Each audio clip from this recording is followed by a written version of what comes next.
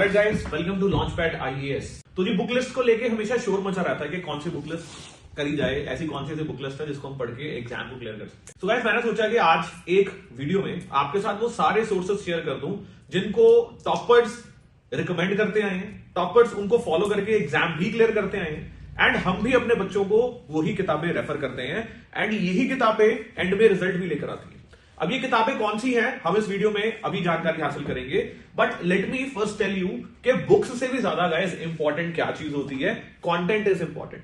अब it is a matter of fact कि जो कंटेंट आपको एग्जाम के लिए चाहिए होता है वो कहां मिलता है, आपको किताबों में मिलता है, बट सिर्फ किताबों में मिलता है और सिर्फ एक किताब में मिलता है। This is not right to से।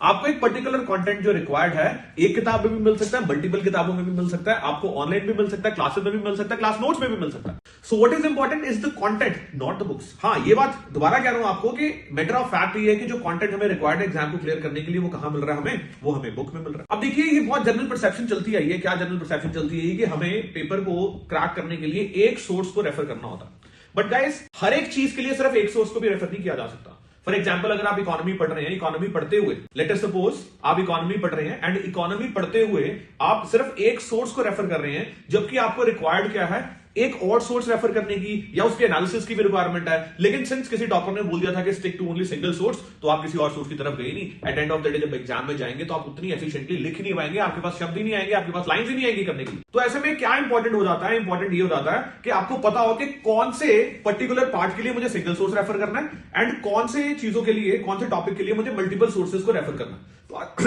तो आज इस वीडियो में हम इसके ऊपर भी बात करेंगे। चलिए आइए शुरू करते हैं। Toppers recommended book list to clear UPSC exam. So guys number 1 is history. So we all know हमारे पास इंपॉर्टेंट मॉड्यूल्स कौन से। देखो जब भी आपने प्रिपरेशन करनी होती है